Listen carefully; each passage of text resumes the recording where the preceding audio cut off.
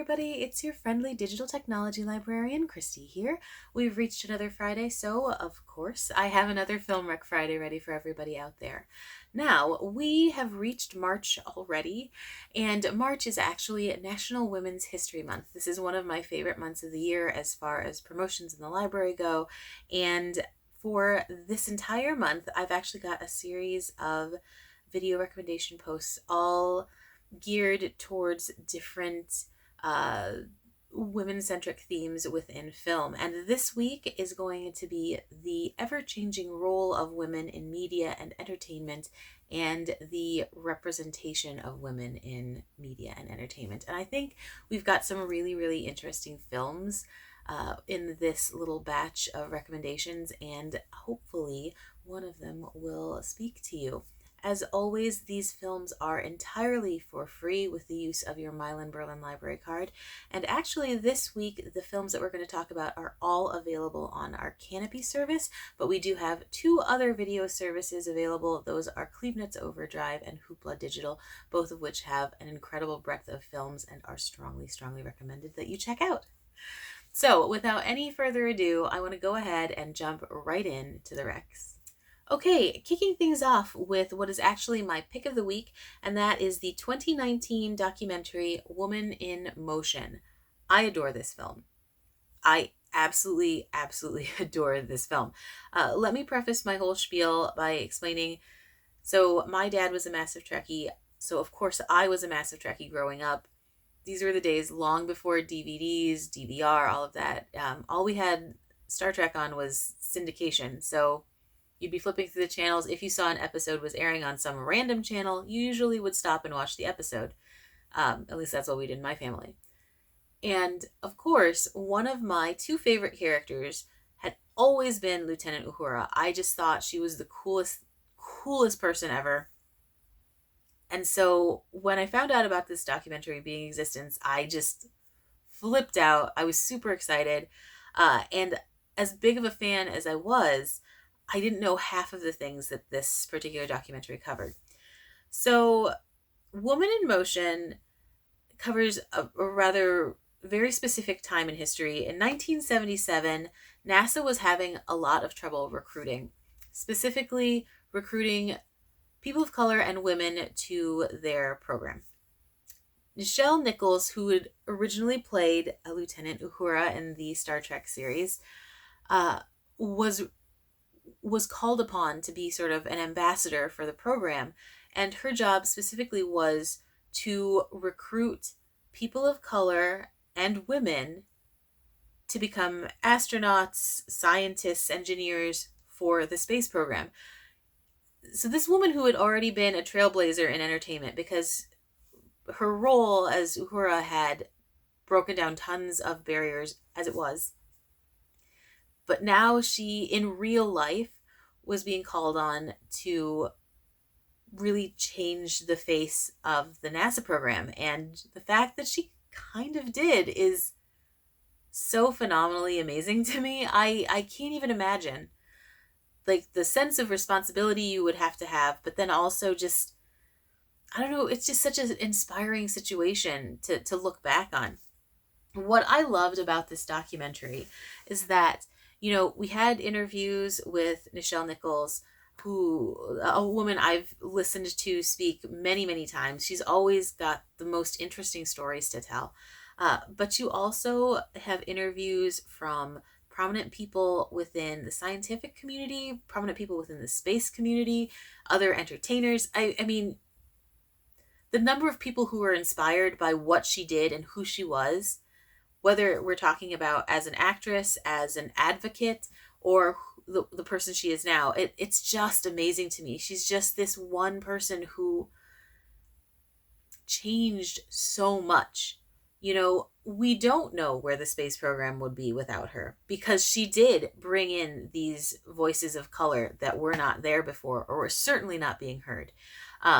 Another film that I would strongly recommend people check out would be Hidden Voices, of course, though that involvement within the space program was slightly different than the crowd that we're talking about here. Still another field where voices of color were not necessarily being heard. But yes, so in Woman in Motion definitely takes a slice out of sort of pop culture history, but actual history. If you enjoy inspiring stories that you can watch with everyone in your family, and let me say, I don't recommend a lot of films like this, but Common Sense Media, in addition to giving this a 5-star review, also approves it for viewers 8 and up. I can't remember the last time I recommended a movie that was approved for viewers 8 and up, but this one is. So you really can watch it with almost anyone in your family. Um, and while some of the themes are, a little bit heavier, I think they're presented in a way that would be palatable to anyone and that would be easy to understand for really anyone. And it's just so much fun to watch. Like I said, listening to all the different groups of people and listening to these really big voices, specifically in scientific fields, that are totally fangirling and fanboying over Nichelle Nichols is, one, hilarious, but two, just, I don't know, there's just this warm sense of connection you get when you have a figure that so many people can get behind and so many people can admit to loving and finding inspiration from. It's just a really nice connected feel. So if you are interested in history, if you are interested in social change, if you are interested in space, science fiction, anything like that, please check out Woman in Motion. It is so phenomenal. And if you're a Trekkie fan who doesn't really care about a lot of those other things I mentioned, it's great simply because hearing Lieutenant Uhura speak about anything, always cool situation. So again, my pick of the week, 2019's Woman in Motion, absolute must watch. Okay, moving on to my next recommendations. These are all slightly less fun than Woman in Motion, but they are still really relevant and really important documentaries to watch. And the first of those is the 2011 film Misrepresentation. This is a hard watch. This one, I think, is one of the harder watches that I've done for this month. And that's because it's so frustrating to see these elements on screen, but also to know that in 10 years, if anything, these things haven't gotten necessarily better, but have gotten exponentially more intense.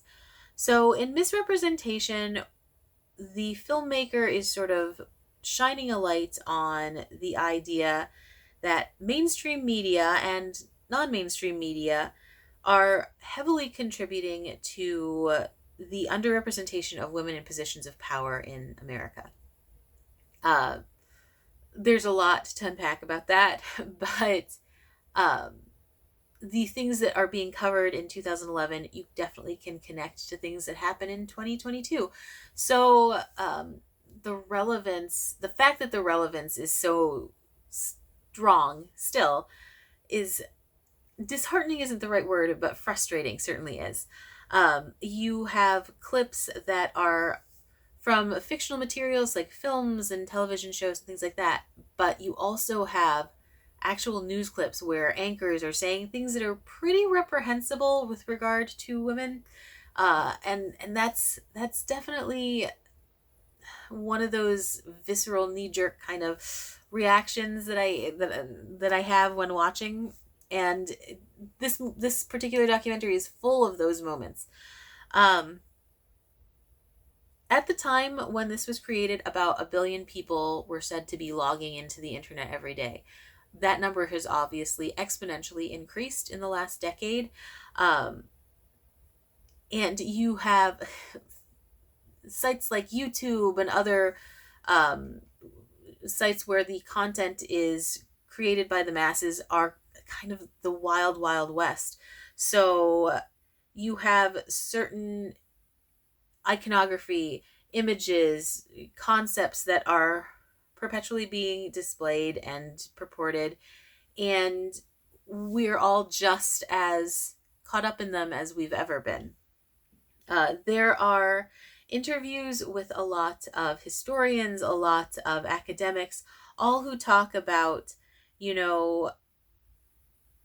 how representation is massively important. So when we see women in, say, commercial ads who are essentially just bodies who aren't people. That sends a message, to the masses. And how that, of course, is still the same story that we've ever been telling. And, that's, again, frustrating. There aren't two, like, that's the entire description for this documentary, frustration. One of the most interesting interviews that they do, at least to me, was an interview with Michelle Cho. I am fascinated by her. I was a huge fan of her sitcom American Girl when I was growing up because, again, representation is massively important. I saw a woman of Asian descent, even though she's Korean and I am not Korean. I saw a girl of Asian descent on TV. She was funny and she was the main character, and I just thought that was so cool. And then I was so disappointed when the series got canceled. And she talks about how when she was in the process of this series being aired, the powers that be were constantly telling her she was too fat.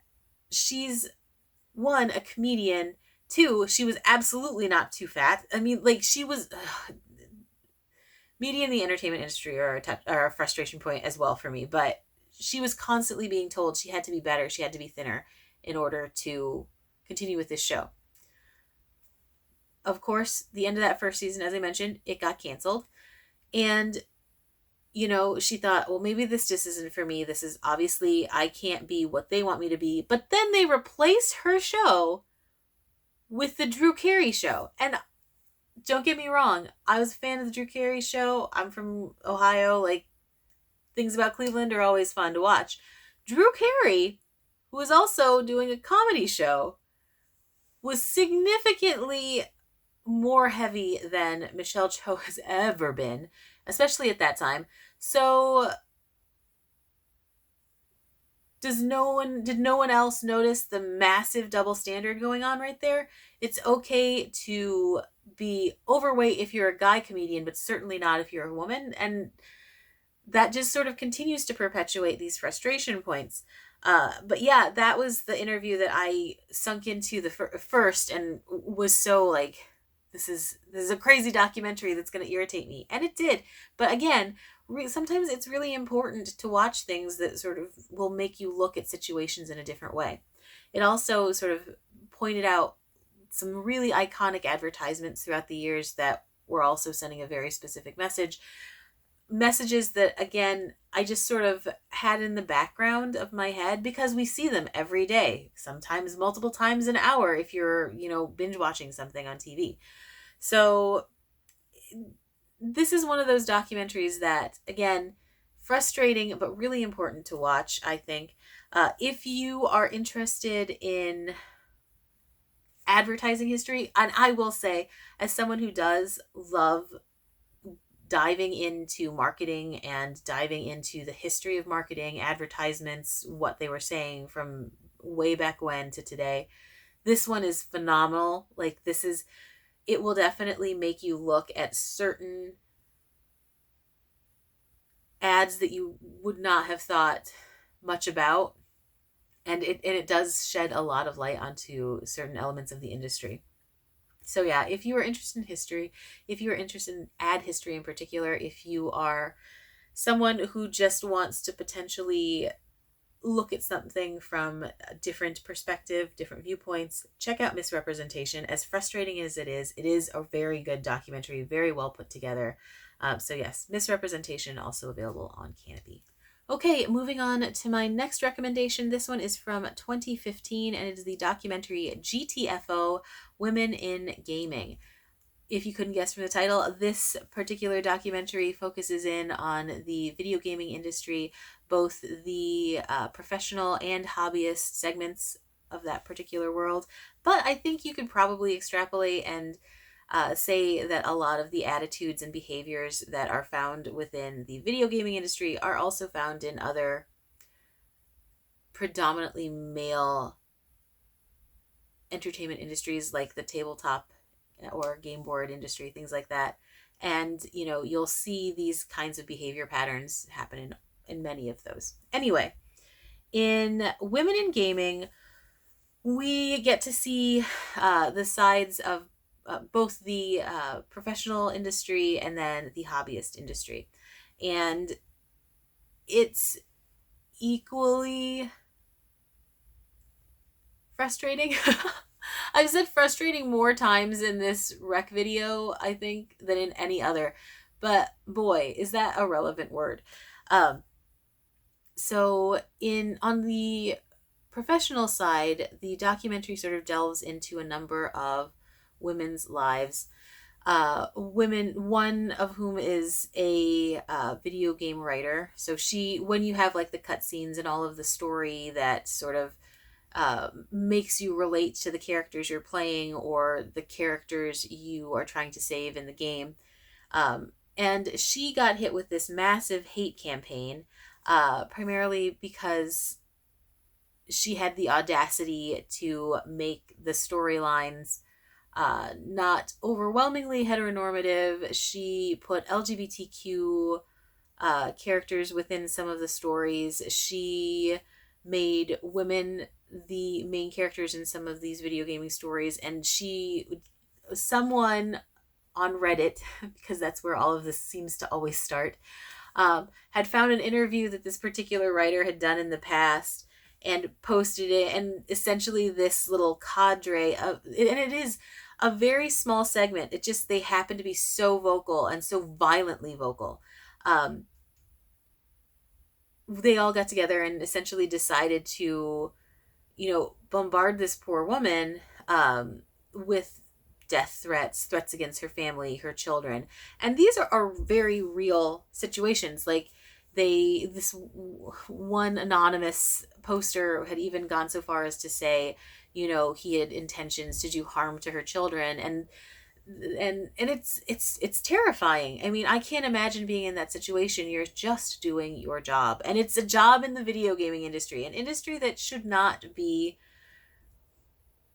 inciting this kind of vitriol. It's astonishing how awful some of these people can be. And again, it's almost always just this very small but incredibly loud segment.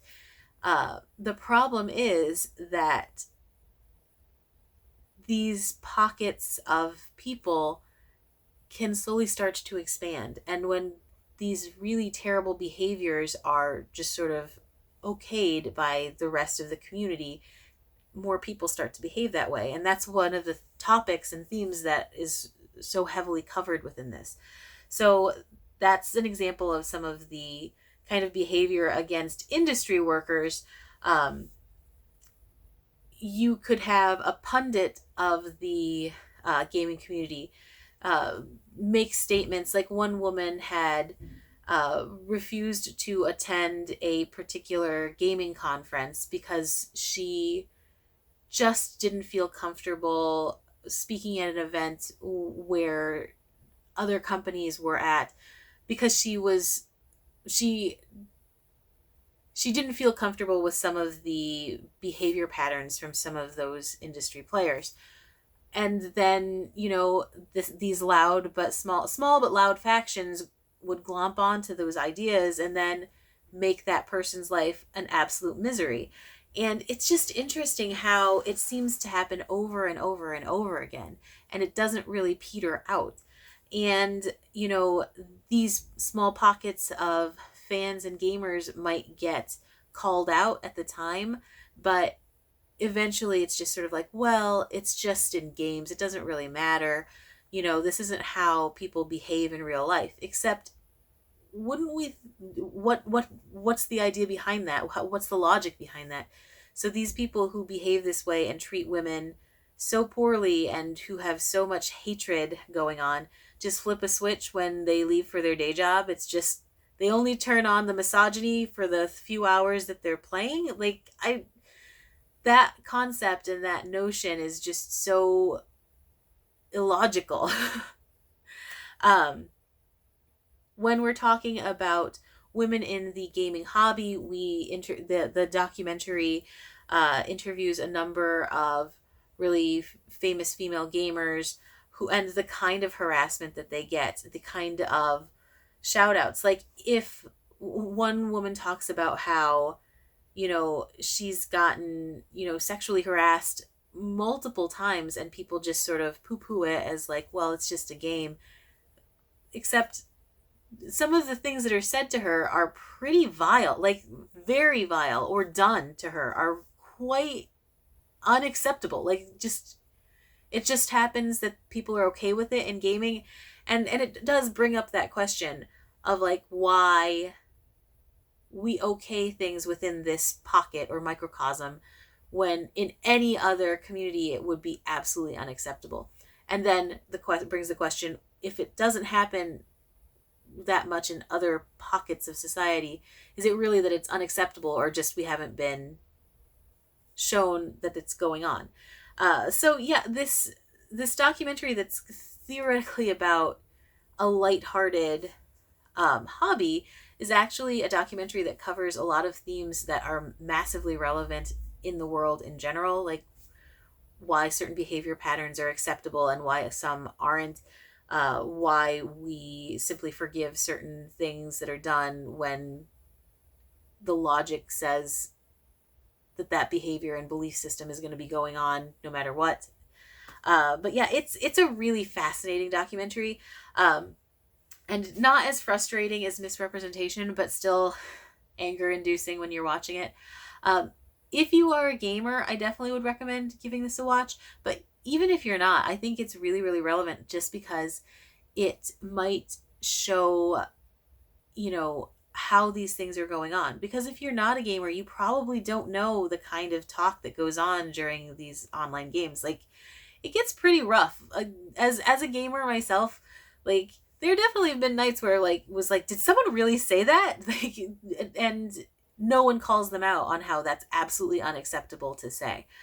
So I hope that if you watch this, it definitely, sheds a little bit of light onto the gaming culture, and how some of it is just so unbelievably toxic, and how that really does need to change, and how that's a conversation that we could have had, half a decade ago, how we could have had probably decades ago, and how we definitely can have today. So again, GTFO, Women in Gaming, phenomenal documentary, absolute must watch. Okay, moving on to my very last recommendation of this week, and that is for the 2019 documentary Raise Hell, The Life and Times of Molly Ivins. I loved this documentary. This one was so much fun to watch and really, really so entertaining and interesting.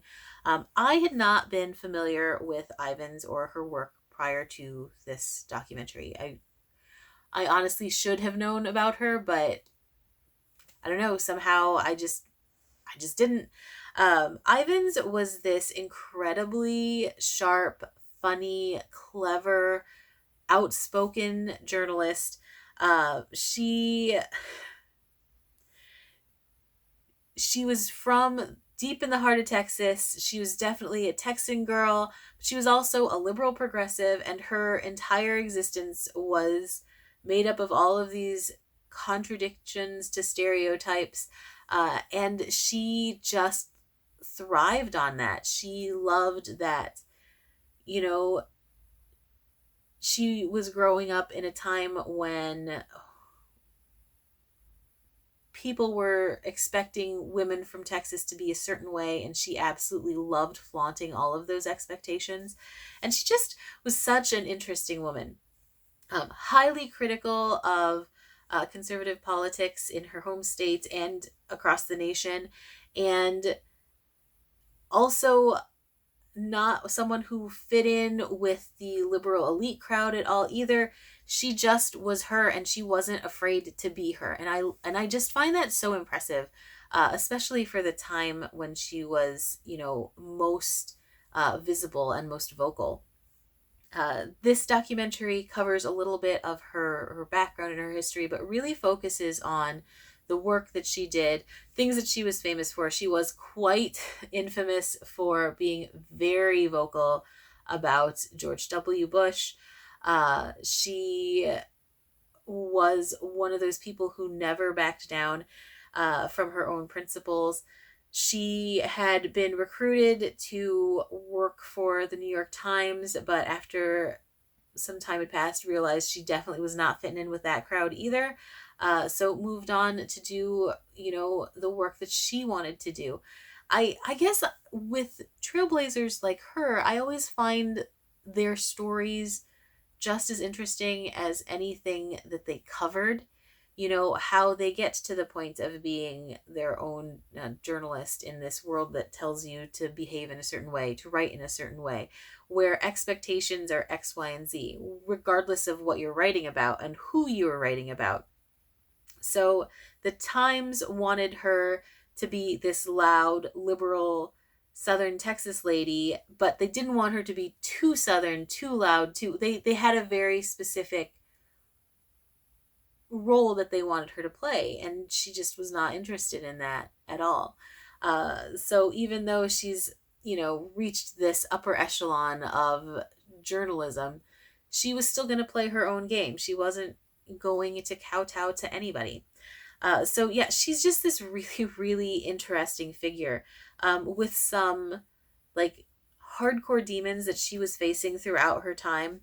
And it's just a really, really interesting piece about her. And I would strongly recommend it to anyone, people who are interested in the women's rights movement, in history in general, in politics, in American journalism history.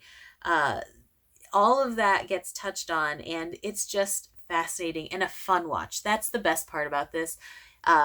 Because of her own personal tone, I think they sort of took that into consideration with how to present this film, and it definitely feels like her, loud and ridiculous and intense, but also fun and funny and thoroughly charming in spots. So yes, strongly recommended 2019's documentary Raise Hell: The Life and Times of Molly Ivins. Okay, so that is it for my recommendations for this week. I hope you enjoyed the episode. If you have any recommendations for films that would fit this theme, please, please, please comment with them below. I'm really, really excited for the entire month, but this week was a lot of fun to delve into, and I definitely would love to hear what movies you are interested in watching. If you have any recommendations for future themes, please, please comment with those as well. So as always, thank you very, very much for joining in. I love making these videos, and it's always a blast to collect videos to watch. And with that, I'm going to close out today's episode. Again, thank you so much for watching, and I will see you next week. Bye-bye.